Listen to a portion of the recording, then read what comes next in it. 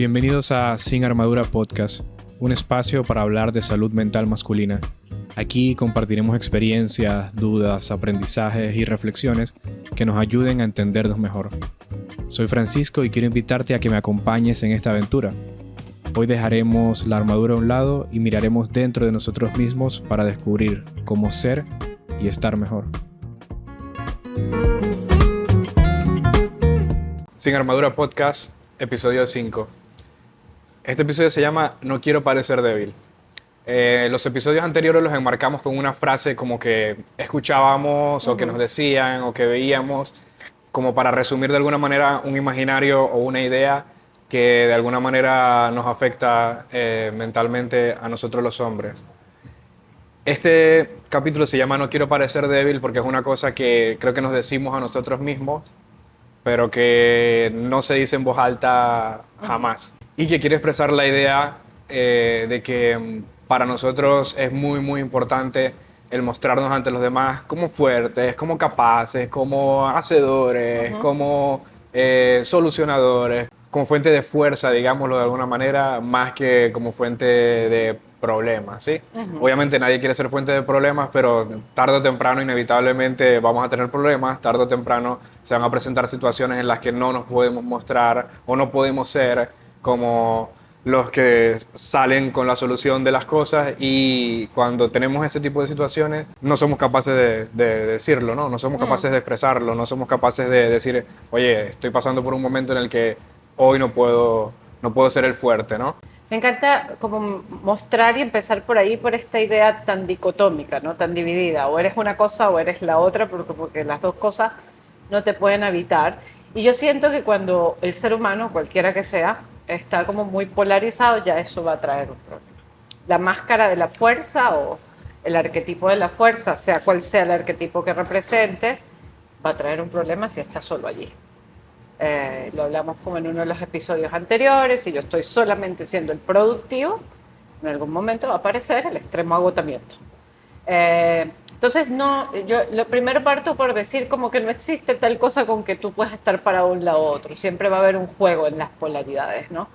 En algunos momentos la vida te va a llevar a experiencias de fortaleza, que a ver, yo en mi historia clínica pienso que la fortaleza no es carencia de debilidad. Es la capacidad de atender la debilidad, es la capacidad de sostener adecuadamente con recursos estos procesos de dificultad, de debilidad, de incomodidad que tenemos los seres humanos y que son propios de la existencia, y que desde mi perspectiva humana y existencial son más que los de fortaleza. Entonces, empezando por allí, como que no es como que estoy débil o estoy fuerte, sino que mis circunstancias de vida cíclicas me van a llevar a momentos en los que me siento fortalecida, engrandecida, llena de vitalidad, llena de fuerza, y en otros momentos, pues la vida me vulnera. La vida, yo mismo, las experiencias, las cosas injustas, me vulnera y me hace desde allí experimentar quizás emocionalidad, intensidad, falta de fuerza, una serie de cosas que también son muy dignas de atender. Entonces parto porque no existe tal dicotomía, que es un invento que la gente se hizo, y bueno, que los hombres específicamente son protagonistas, ¿no? Como esta mirada de ser fuerte es ser carente de vulnerabilidad, no puedo ser vulnerable, no puedo ser sensible, y aquí vamos a ir desglosando qué es cada cosa. Claro, sí, me parece como muy interesante eso que dices de que no es una dicotomía, porque creo que toda la vida lo he visto así. Es decir, lo he visto como, ok, en el momento en el que fallo una vez, dejo de ser el fuerte, o dejo de ser la persona responsable, o dejo de ser la persona que encuentra soluciones para muchas cosas, ¿sí? Y resulta que sí se puede fallar, ¿no? Sí se puede Claro, y equivocar. aparte que es que la identidad no es estable. Es decir, esto es fundamental como entenderlo, lo hemos venido como desglosando a lo largo del podcast también. No hay una característica que esté estática. Es decir, una de nuestras características como humanos, hombres y mujeres, es que tenemos variabilidad, que nos vamos elastizando, es que vamos convirtiendo según las situaciones en cosas distintas. Entonces tú no puedes como plantearte un elemento como soy fuerte y así me quedo para toda la vida, pero eso te va a volver rígido, te va a volver obsoleto, va a negarte el permiso a nuevas cosas, a nuevas posibilidades. Entonces van a haber momentos en los que uno es débil, vulnerable, sensible, agobiado, denso, cansado, y va a haber momentos en los que uno tiene muchísima fuerza, muchísima capacidad de contracción, de exposición, y se juega en eso, ¿no? ¿Cómo se juega en eso? Entonces lo primero que quiero normalizar es que en el humano todo está habitado, y claro, tenemos unas tendencias por las propias autoexigencias, dogmas, conceptos, creencias que vamos generando, que van haciendo que nosotros nos metamos más en papeles. Pero eso no significa que lo otro no esté ahí disponible para nosotros, o que no esté negado, o que no esté reprimido, o que no esté guardado en el closet. Y desde mi experiencia y mirada profesional, entre usted más guarde un aspecto en el closet, el más se desorganiza y más sale. Entonces, ese es el problema de que a veces la vulnerabilidad no sale como vulnerabilidad, sino sale con cansancio extremo. La sensibilidad no sale como sensibilidad, sino como depresión, porque la tienes tan enclosetada, no te la has permitido, no la has sacado a pasear, no la has drenado, no la has atendido, que cuando ella empieza a salir sale muy, muy desorganizada. Bueno, Isa, ¿y de dónde crees tú que nace esta idea? Porque en algunos episodios anteriores hablábamos como del origen antropológico de estas creencias, ¿no? Pero también, por ejemplo, desde mi experiencia propia, recuerdo que de niño nos decían cosas como no llore, porque llorar es de niñas, sea un macho. Claro. Por ejemplo, cuando algo nos agobiaba, la respuesta era vaya y pégale al niño, sí, era defiéndase, cosas así por el estilo. Bueno, lo masculino ha representado históricamente la defensa, como lo decía en otras partes, es el que va a la guerra, es el que va a la caza, es el que va a la búsqueda, porque tiene un potencial físico para hacerlo. Entonces desde ahí se le ha reconocido como una identidad que tiene una energía física mayor. No sé en qué momento estos papeles se trazaron, implican que la energía física mayor es ausencia de emocionalidad o incapacidad para sentir o para mostrarse reales, humanos, limitados. Es decir, van a la guerra, pero en la guerra mueren. Vienen de la guerra traumados. Incluso la mayoría, yo no sé si esto tú lo sabes, pero es un dato curioso, la mayoría de las teorías psicológicas aparecen posguerra. Se forman posguerra y vienen de los hombres, es decir, los primeros atendidos a nivel psicológico por miedo, por fobia, por estrés postraumático, que nada, esto se llamaba así en ese momento, pero que se fue, eran los hombres que venían de experiencias de abuso, de malos tratos, de enfrentamiento. Pero bueno, ¿de dónde viene esto? De que el hombre tiene una fuerza física y bueno, unas condiciones de físicas un poco, no superiores, pero sí con más llenas de energía. Y esto le ha tocado enfrentar algunos peligros. Las mujeres enfrentamos otros. Nos quedamos al cuidado de la cría, nos cuidábamos al cuidado de la casa, que también era peligroso porque también era quedarse desvalido, etcétera. No quiero que esto sea malentendido, sí, porque honestamente no es que alguien es superior a otro. Cada quien hacía su rol social. Toca explicarlo en todos los capítulos. Claro, no, pero expliquémoslo ahorita, ¿no? Sí. Que a la final todos los temas que tratamos en el podcast aplican tanto para hombres como mujeres, pero sin embargo en este podcast decidimos como darle un enfoque masculino por la falta de información que hay específicamente para hombres, ¿no? Es decir, en internet tú puedes encontrar un montón de información, de podcasts, libros, videos, de salud mental con un enfoque femenino, pero no es tan fácil encontrar temas. Lo que yo sí pienso es que esta idea se instaló en un momento más de la industria para acá. Porque sí, la verdad es que el hombre iba a cazar, pero el hombre se podía mostrar cansado, desaventajado, tenía tiempos de recuperación. También cuando pertenecía a tribus tenía rituales de expansión y de drenaje. A mí me ha encantado toda la vida estudiar un poco lo que hacen las tribus en el mundo. Los hombres tenían espacios para el llanto, para el drenaje, es decir, esto estaba habilitado. Algo pasó en la era industrial que al hombre se le mecanizó. Entonces, no solamente se le manda a ejercer fuerza, sino que aparte no puede drenar el cansancio, la tristeza, el agobio. Y ahí empiezan a aparecer este arquetipo de este macho proveedor funcional, rígido y nada aparte emocional, porque es que hemos hablado de todas las cosas anteriores, pero esto de negarse la emocionalidad, negarse la vulnerabilidad, no ser tan sensibles en el afecto, en el romance, en el cuidado, como siempre mostrar esta figura de poder. Claro, es como que ese es como el costo de parecer fuerte todo el tiempo, ¿no? A la final se vuelve, pienso que como una cárcel emocional. Es una cárcel emocional y quisiera para esto como traer los dos conceptos que hoy estamos hablando, que es vulnerabilidad y sensibilidad, como algo que es perteneciente al humano, es decir, no es algo no es un rasgo de nuestra biología, es un rasgo de nuestro funcionamiento neurobiológico y es un rasgo emocional. Está presente en todo el humano existente. A ver, que el humano, dependiendo de cómo esto le generó una cantidad de problemas, rechazo, dificultades en la adaptación, fue reprimiendo, reestructurando y reorganizando estas funciones, no significa que esto no esté habilitado. Lo primero que somos al nacer Claro. son seres humanos vulnerables y sensibles. ¿Qué es vulnerables? La capacidad de sentir abiertamente y de ser quienes somos. Y que va sucediendo a lo largo del camino, que bueno, que nos van condicionando, nos van manipulando, nos van retrayendo, nos van indicando qué cosas van a ser mejores para la adaptación y qué no. Y claro, esto que es natural, que es propio de nuestra identidad, de nuestro ser, se va moldeando. Entonces se va perdiendo esa tendencia a ser quien soy, a ser autónomo, a ser auténtico, a ser honesto con lo que siento, con lo que pienso, con cómo veo la realidad y me voy como convirtiendo en un ser amoldado para adaptarme socialmente. Esto no está mal tampoco, es decir, esto es una función de la identidad y pues, a través de esto logramos reconocimiento, valoración y admiración.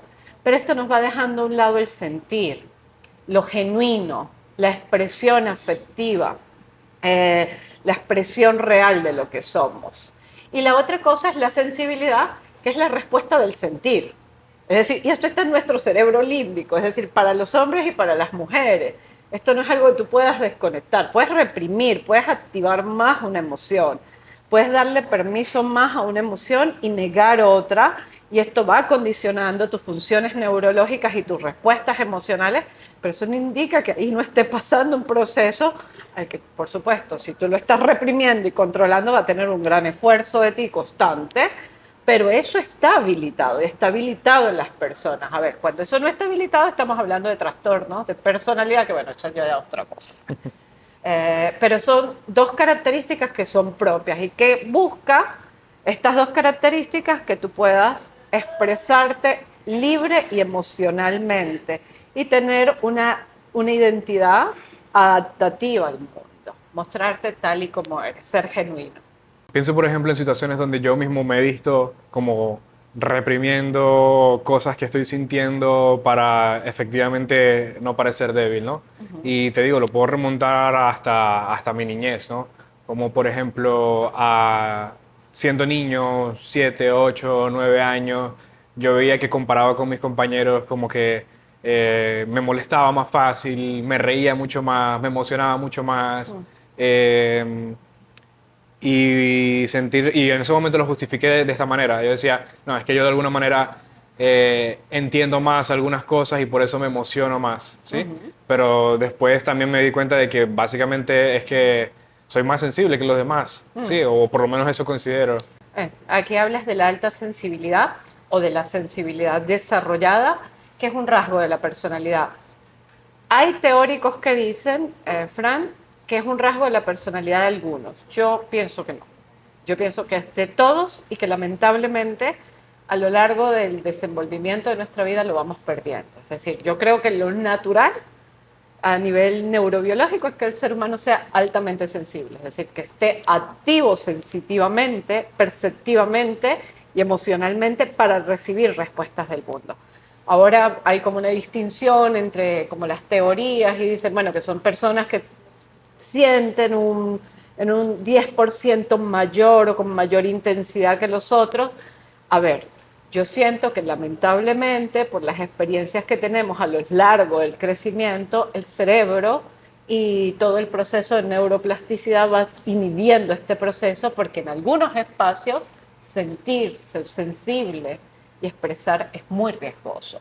También es importante como que esto lo traigamos aquí. Yo te decía que bueno, que sí, cuando vemos el mundo desde la sensibilidad, no solamente tenemos el recurso mental, sino tenemos el recurso del cuerpo y el recurso emocional que nos está entregando constante información. Y si se conoce más, se amplifica más la experiencia, porque no solamente la atravieso por el umbral de la mente pensante, de la mente racional, porque todo esto también es mente, sino sino también de la mente que tiene el cuerpo, de la receptividad que tiene la emoción y la percepción.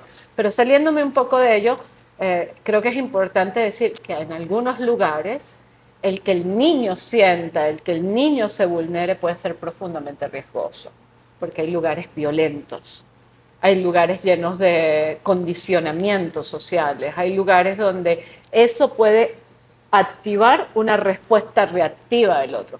Te lo puedo decir infinidad de casos donde yo he visto que la sensibilidad del niño activa o reactiva la agresividad del padre o de la madre, porque Claro. no saben cómo manejarla, porque no saben cómo atenderla. Pero bueno, vámonos un poquito más allá, las favelas y los barrios. Tú te muestras como un niño sensible, te matan.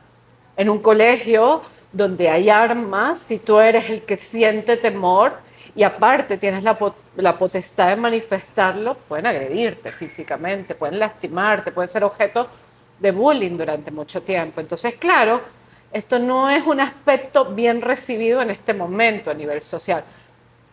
Yo tengo fe y sigo teniendo fe en la humanidad, que sí creo que con todo esto cada vez amplificamos más el umbral de que eso es lo natural en nosotros. No, lo natural no es cohibirnos a ello, reprimirlo, guardarlo, condicionarnos a la fuerza, a la defensa y a la agresividad, que también es un modo de sentir, pero no es el único modo y está mal cuando él es el único protagonista. Decías que en entornos peligrosos o percibidos como peligrosos es más difícil ser sensible, ¿no? Y volviendo otra vez al ejemplo del niño, recuerdo cuando pasé del colegio al bachillerato, que en Venezuela es alrededor de los 11, 12 años, eh, pensar como racionalmente en el que no voy a mostrar muchas cosas, no me voy a reír mucho, como que no voy a mostrar como esa emoción, ¿sí? Que era propia de mí. Entonces, eh, ¿qué significa ser una persona sensible? ¿Qué significa ser un hombre sensible? Una persona que siente con intensidad, una persona que no pasa el filtro de esto está bien o esto está mal, sino se permite habitar en el cuerpo la emoción, sentir y percibir el mundo con intensidad. Y vuelvo a repetirte, yo creo que eso es un recurso humano y creo que de los más valiosos, porque nos puede identificar la belleza, nos ayuda a identificar el peligro, nos permite también el drenaje emocional, nos permite también ponerle esta particularidad y este tono a las acciones. A ver, si yo hago tal cosa y lo hago mucho desde mi sentir, esta cosa que estoy haciendo va a tener una forma que se parece a mí, que tiene unas condiciones, un rostro, una forma, un contenido emocional que tiene que ver conmigo. Entonces eso es ser sensible, una persona que se habilita la sensación y la emoción, son dos cosas que van juntas. Y por ende el percibir también, no solamente es una cosa que sale, sino que también entra. Por eso las personas altamente sensibles perciben el mundo con tanta profundidad, con tanta belleza, también con tanta dificultad, porque bueno, también es abrumador lo que es abrumador. Y tienen que aprender a corregularse mucho, y a atenderse mucho, y a gestionarse mucho. Pero creo que es más el valor, es más lo positivo de esta característica que lo negativo.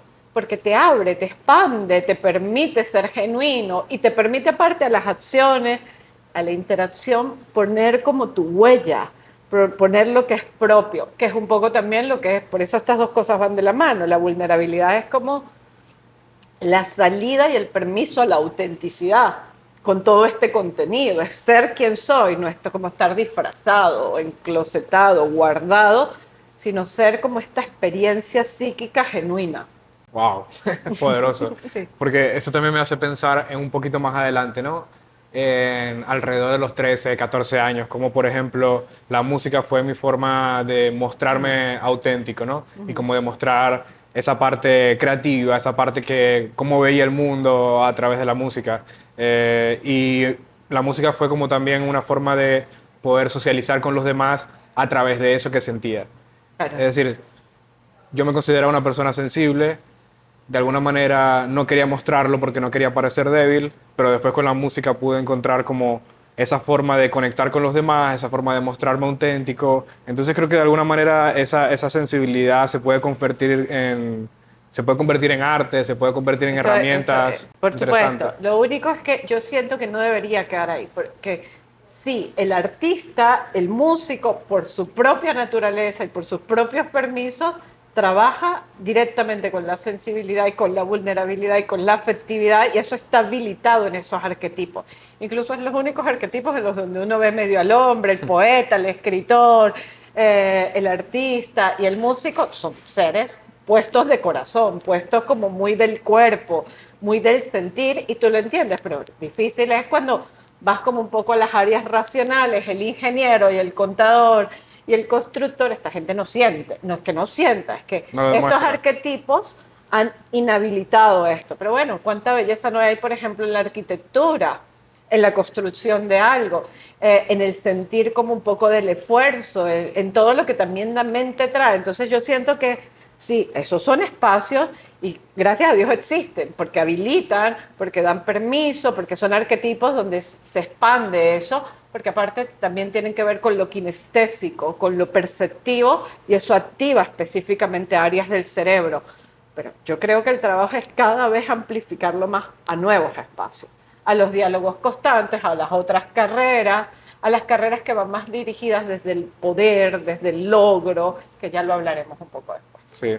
Como por ejemplo el humor también, Así que que también, maravilla. que también ha sido otra forma de poder decir las cosas como sin decirlas, ¿no? Y lo veo que muy marcado también en mis amigos, ¿no? Como ellos jamás hablan de cómo se sienten o de lo que están pasando, pero tienen una habilidad increíble para hacer chistes sobre lo que están Claro. pasando, ¿no? Se convierte como en una herramienta para que necesito sacar esto, pero no encuentro la manera, entonces hagamos un chiste de eso y... La psicología positiva, que es como la psicología que hace 20 años investigó como todo lo que se salía de la patología, por eso se llama psicología positiva, porque se enfocó en los aspectos positivos del ser humano, dice que el tercer elemento de mayor sanidad que tiene el hombre es el humor.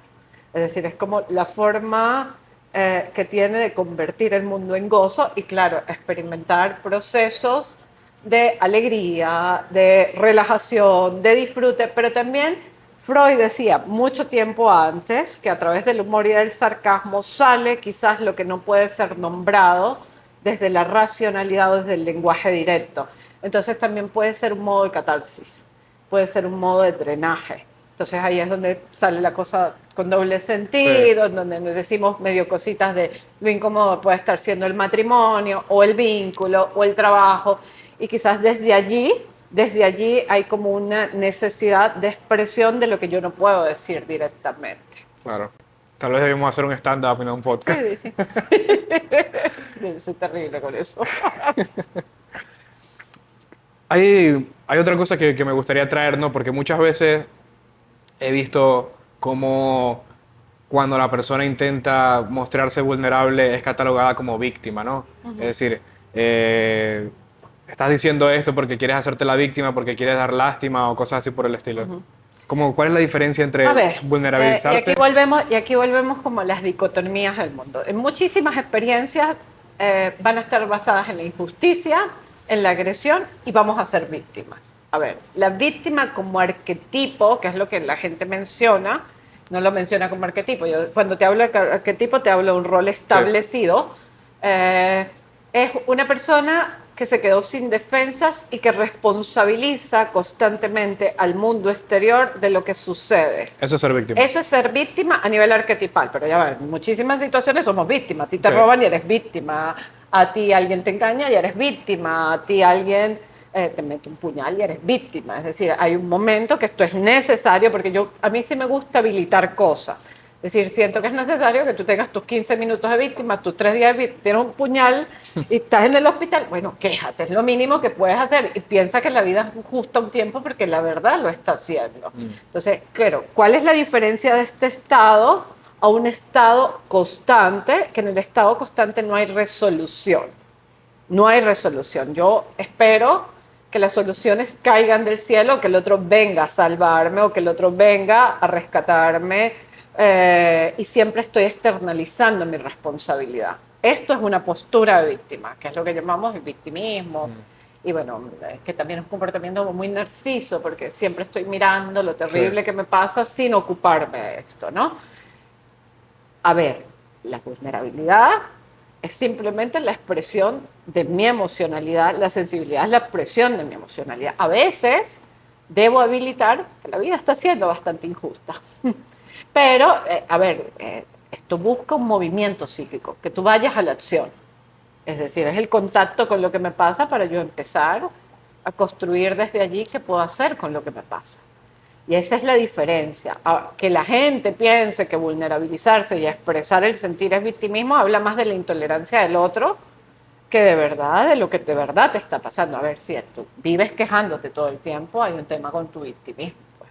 Claro. Si yo no salgo de allí, si me siguen pasando 40 años las mismas situaciones, bueno, quizás hay una inmovilidad emocional muy alta, ¿no? Estoy como anclada a la misma experiencia. Pero que si yo habilito esto y el otro tiene esta respuesta afectiva, me parece que tiene que ver más con la intolerancia del otro y con la capacidad que tiene el otro de gestionar lo que le pasa al que es vulnerable. Y yo sí creo que no todo el mundo tiene la capacidad de gestionar la vulnerabilidad. Yo creo que mucha gente está cerrada a ello, la critica, le fastidia. Lo hemos dicho con anterioridad, las emociones son espejos, son reflejos, son respuestas anímicas que se activan de un sistema nervioso a otro. Y si yo no quiero contactar con eso, no me lo he permitido, menos voy a tener el permiso y la empatía de abrir espacio a eso. Claro, eso me pone como a pensar también en situaciones en las que yo me he visto frente a una persona o a personas que han querido mostrarse vulnerables y cómo eso de alguna manera me ha caído mal, pero te explico por qué. Porque al migrar, ¿no? Al migrar, obviamente es una situación, migramos por una situación en la que somos víctimas básicamente, porque Claro. todo esto que le pasa al país, nosotros no tenemos mucha responsabilidad o Ni mucha, control. ni control ni mucha forma de accionar, ¿no?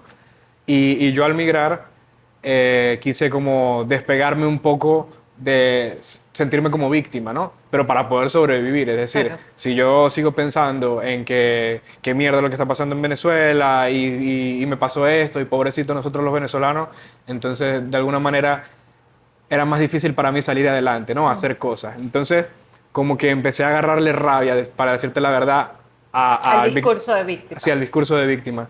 Pero de alguna manera empezaba como a confundir, ¿no? Como cuando alguien quería ser vulnerable desde el punto de vista del migrante, eh, a cuando alguien se está haciendo la víctima, ¿no? Empecé como a tenerle rabia a esa Quizás, parte. quizás, a ver, voy a hacerte una intervención aquí, sin ánimos de dejar cosas sueltas, pero quizás tenía que ver con tu propia rabia por el proceso y bueno, quizás desde esa rabia tú construiste una personalidad o unas directrices de identidad que confrontaran eso de manera más resolutiva y más rápida. Sí. La verdad es que son situaciones de profunda vulnerabilidad. Nombraste el tercer elemento más estresor del mundo. Es decir, la migración y el exilio, y en condiciones políticas severas y de pobreza y de dificultad de derechos humanos, pudiera estar considerada la tercera cosa más traumática del mundo. Entonces, yo lo pongo muy claro porque, bueno, sí, tiene que ver con el tiempo en el que migras, con tu edad, tiene que ver con lo que ya habías establecido en la identidad. No es lo mismo emigrar a los 23 años y todavía sentir que me puedo comer el mundo. No estoy diciendo que no sea fácil, Sí, sí, sí. pero migrar a los 60, yo tenía una identidad construida en mi país, un trabajo, unas labores y todo esto fue. Entonces, quizás tiene que ver con que tú necesitaste de esa energía para poder ir hacia la voluntad, la motivación y el esfuerzo. Siempre creo que es importante cuestionarse, es decir, lo que me funciona a mí no Claro. le funciona al otro, no tiene que ver con el tiempo del Sí. otro, no tiene que ver con la disponibilidad emocional del otro. Todo esto para decir que mostrarse vulnerable no solamente sucede en contexto de pareja o en contexto con un vínculo amoroso, sino que sucede con muchos contextos podemos sentirnos vulnerables, como por ejemplo lo que acabamos de decir al migrar, como por ejemplo situaciones en el trabajo, en la familia, enfermedades, por ejemplo. Y creo que una de las cosas con las que podemos ir concluyendo es que mostrar debilidad es también una forma de valentía, ¿no? De ser genuino, de ser auténtico, de abrirse al mundo, de abrirse a las experiencias. Sí. Yo pienso que da mucha ganancia, es decir, cuando tú estás más abierto, cuando tienes menos compresión, cuando tienes más posibilidad de experimentar el mundo a través de tus sentidos, la información que te llega es muy, muy alta, muy hermosa, eh, también muy profunda para procesar, entonces vas siendo también una persona más sabia, con más conexión con los otros, más empática, más amorosa, más libre. Es como una forma de que mostrar lo que se siente es una forma de ser auténtico y también te permite lo que decías, como conectar con los demás, ser más empático, tener como relaciones más profundas también. Estoy de acuerdo.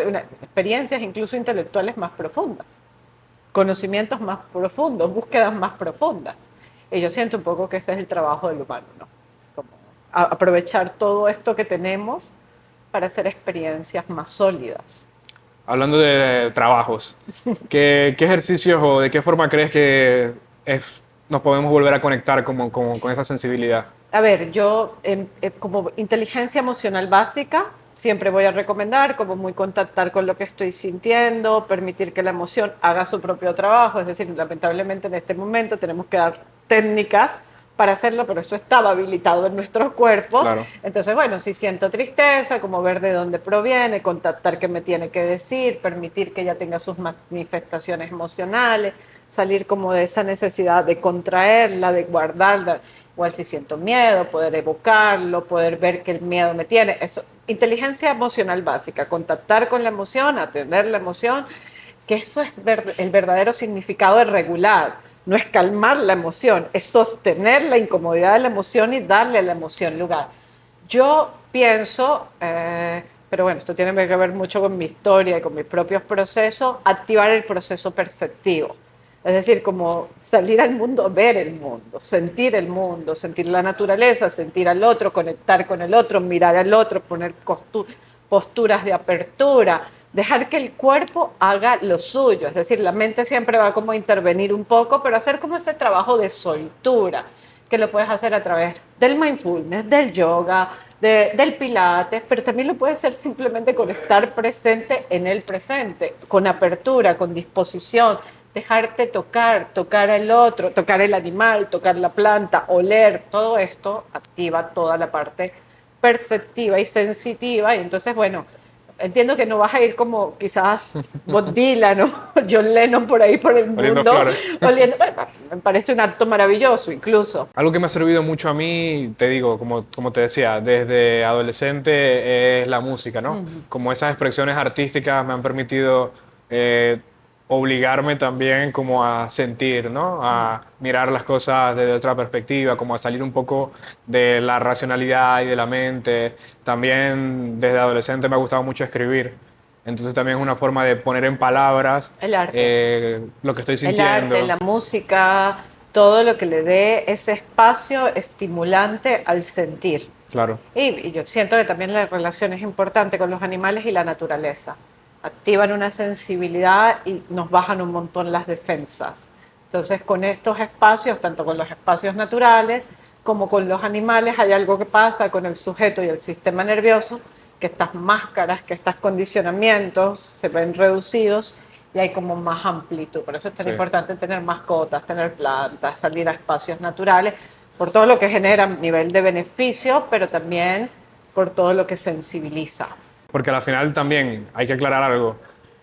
Ser fuerte no es algo que estamos satanizando para nada. De hecho, a mí me parece que ser fuerte es algo que es una característica que se debería buscar en cierto sentido, ¿no? O sea, ser fuerte en el sentido de poder enfrentar situaciones adversas, de poder salir de situaciones complicadas, de poder resolver para ti, para los demás. Pero al final, lo que decíamos, esto no va en contra de ser una persona sensible, porque no todo el tiempo podemos ser fuertes. O sea, ser fuerte puede ser una Todo característica puede de nuestra... habilitarse. Claro, ser fuerte puede ser una característica de nuestra personalidad, pero al mismo tiempo sin dejar de ser una persona empática, ¿no? De ser una persona que conecta con los demás, que conecta con sus propios sentimientos y con las cosas que siente. Así es. Entonces yo creo que como podemos concluir con eso, ¿no? Sí, sí. La sensibilidad es una forma de fortaleza también. Lo La creo, sostiene. lo creo. Para mí es la más importante.